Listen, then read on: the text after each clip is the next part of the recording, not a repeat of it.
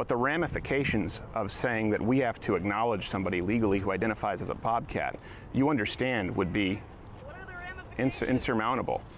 The ramifications would be all sorts of new legal identifications that would be required, which don't currently exist. As a gender? Why the conversation? I would love it if you want to sit down afterward, and I would love to sit down and have continue this conversation.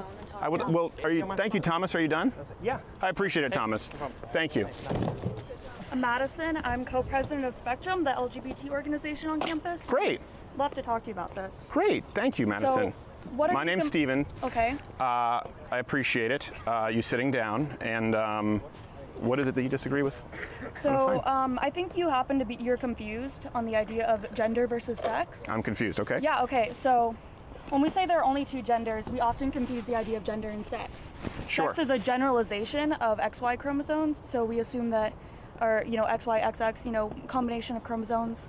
So we assume that male and female comes from your chromosomes, right? But that's really just the idea that there's only two possibilities of sex, right? So even within sex itself, you can be born intersex, which means that you're born with sexual characteristics of both what we would consider male and female. And then you have gender, and gender is more about a mental state based off of societal norms. So within our Western society, we often discuss gender as being binary, meaning that there's two options. Sure. So boy, girl, man, woman. However, in other societies, non-Western societies, there are more than two options. Okay, can I ask you a couple of questions there to unpack? Appreciate you taking the time, by the way. So what was your name? Madison.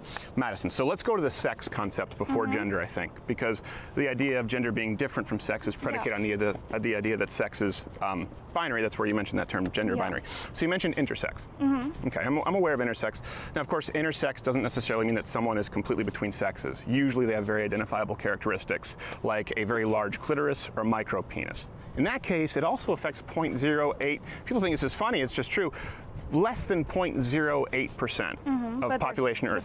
But they still exist. Let me ask you this. In human anatomy class, how many fingers are you taught human beings have? We're told typically that people have 10. However, there are people born with 11 But you're fingers. taught 10, right? Yeah. So we don't teach people there are people born with 11 fingers, there are people born with 12 fingers. Yeah, but we don't completely dismiss that those people exist just because that they're uncommon, do we? We teach that human beings have 10 fingers. I would wager that everyone here has been taught, yeah, human beings have 10 fingers. Of course, there are anomalies. That's the same way that we treat intersex, or these, as you said, you mentioned chromosomes, genetic abnormalities that are a very extreme case. So I think what we need to do is remove this extreme case with sex, just as we would with how many fingers, toes, how many kidneys you have, how many feet you have. There's something that's typical, there's something that's atypical. Then you go to gender. This is where, listen, I'm open. Everyone has said sex is different from gender, and gender is not non-binary.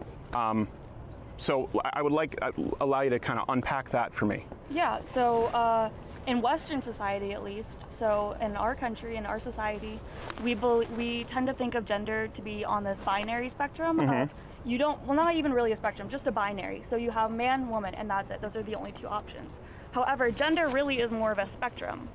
So it's non-binary. There are not just two options. Okay. You have man, woman, and then everything that doesn't fit into just man and woman is considered non-binary. That's an umbrella term, and that includes a lot of different categorizations. So how many genders are there?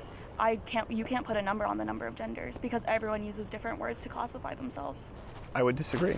That's where it changed my mind. I'm not convinced that anyone can just use any classification for themselves for their gender, and certainly not that then we have to compel society to address them this way. Right, I'm sure you can understand that the compelling of language is an issue. So what gender do you think you are? Well, I'm a male. Okay, well I think you're a woman. No, legally I'm a male. Oh, it says on my driver's license that I'm a male. Okay, so that's your sex. No, it's I'm also a male. Sex. It's your sex. It says on my carrier certificate that I'm a male. Gender. Some legal documentations say gender. What if I say I don't believe you? It doesn't matter. Exactly, it doesn't matter if you don't believe me. No, it doesn't matter because biologically. What gender do you think I am? I would assume you're female. Yeah, see, you're making assumptions. Yes. I identify as non-binary. I don't, respectfully, it doesn't matter.